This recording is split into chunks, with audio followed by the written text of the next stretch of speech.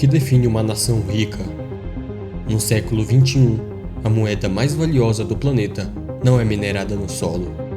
Ela é cultivada dentro do crânio humano, o cérebro. Os milênios de existência humana já mostram toda a capacidade e valor de nosso órgão mais importante. Afinal, é graças ao conhecimento e inteligência armazenados dentro dele que os humanos foram capazes de moldar civilizações, criar e desenvolver inúmeras tecnologias e vencer conflitos a nível mundial.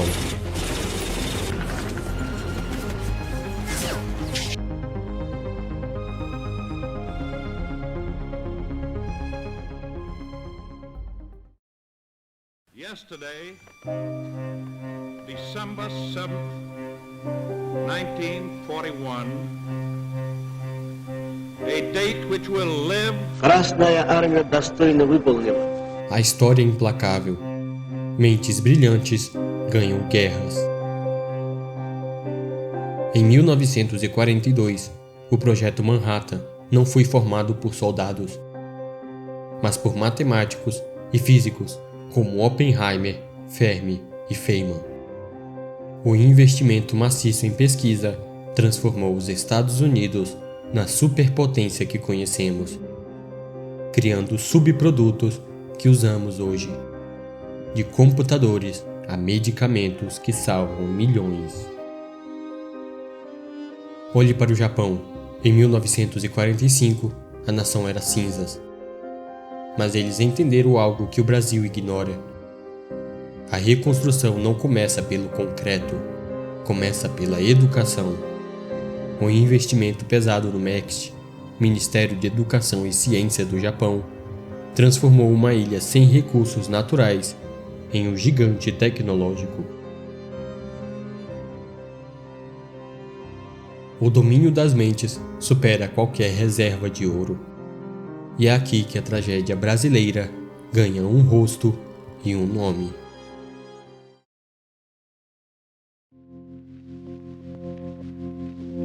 Enquanto as grandes potências travam uma batalha silenciosa para atrair essas mentes, o Brasil vive uma hemorragia invisível. Um evento catastrófico que está esvaziando nossas salas de aula e nossos laboratórios. Nossa nação vive em um momento sombrio, em que a inteligência de um povo decide que seu próprio país não é mais um lugar seguro para se dedicar. O evento batizado de fuga de cérebros não é uma viagem de ida, é uma transferência massiva de riqueza.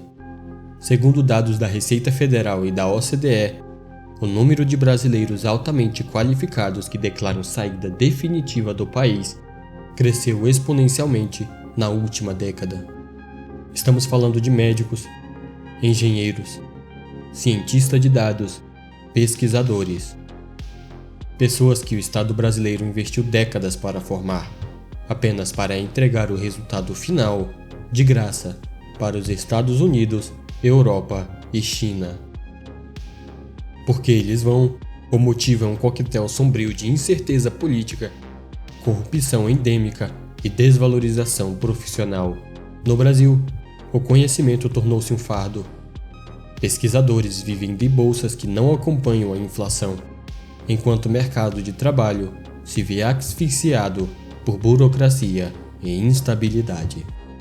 O resultado, o Brasil tornou-se uma fábrica de mentes que iluminam o futuro de outras nações, enquanto nossa própria terra permanece estagnada, mergulhada em um retrocesso que beira o abismo.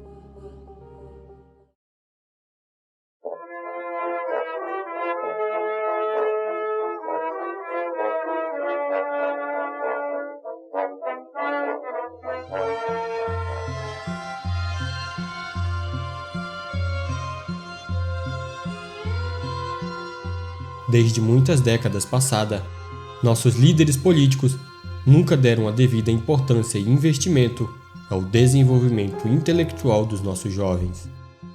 E a situação econômica do país torna tudo ainda mais preocupante. Em muitas regiões do Brasil, as pessoas vivem em situações precárias, onde muitos são forçados a largar os estudos para trabalhar e trazer sustento para casa. E para piorar, devido à falta de recursos financeiros, a alimentação torna-se precária. Os dados da medicina mostram que uma criança com uma alimentação desregulada prejudica drasticamente o seu desenvolvimento neurológico, psicológico e intelectual, com muitos problemas que serão sentidos pelo resto de sua vida. E como se não fossem dificuldades o suficiente, nossos líderes parecem estar cada dia mais dispostos e dedicados a destruir a sua própria riqueza. Enquanto nossas mentes mais brilhantes atravessam o oceano em busca de dignidade, o que fica para trás, o vácuo deixado pela ciência, está sendo preenchido por uma ilusão perigosa. O Brasil enfrentou um fenômeno cultural sombrio: a troca da faculdade pela aposta.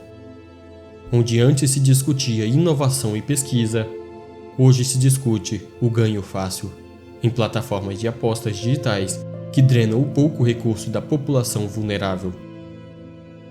De acordo com dados do Banco Central, bilhões de reais são transferidos mensalmente para empresas de jogos de azar. Um capital que poderia estar financiando bolsas de estudo ou novas startups, mas que desaparece em algoritmos projetados para o vício. E o nosso governo, o que faz em relação a isso? Nada. Muito pelo contrário. Houveram até regulamentação que facilitavam o acesso e a livre expansão das casas de aposta. Isso é de uma grande vergonha para o nosso país e um descaso com os cidadãos, incentivando a população ainda mais a se jogar no breu do abismo. Uma nação que para de estudar para apostar não está apenas perdendo dinheiro, está perdendo a capacidade de discernir entre sorte e o esforço estruturado. Estamos hipotecando o futuro em troca de uma dopamina barata. Aqueles que ainda possuem forças para se dedicarem ao seu próprio desenvolvimento são obrigados a passar por um corredor escuro, cheio de buracos. Todo esse cenário de estagnação, incerteza política e pressão econômica gera um custo invisível: o colapso da saúde mental.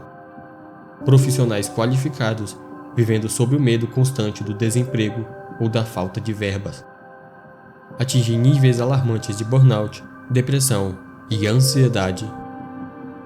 Enquanto isso, nos corredores do poder, o cenário é de negligência deliberada.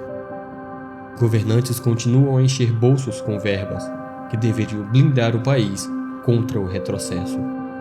Para cada corte na tecnologia e na comunicação, uma nova porta se fecha para o desenvolvimento. O Brasil se tornou um exportador de matéria-prima e um importador de tecnologia. Nós vendemos o minério bruto para comprar o chip processado. Vendemos o petróleo para comprar a gasolina refinada. Por quê? Porque exportamos o cérebro que saberia fazer o refino e a criação aqui dentro. É um ciclo de autodestruição econômica, onde o Brasil é o protagonista de um documentário que ninguém quer assistir até o fim. A pergunta que fica não é para onde eles estão indo, mas porque nada está sendo feito para que eles fiquem. A fuga de cérebro não é uma escolha individual, é um sintoma de um país que parou de se amar. Será que algum dia o Brasil estará disposto a se tornar o lugar que abraça, valoriza e protege suas mentes brilhantes? Ou seremos para sempre a fábrica de mentes para o sucesso alheio?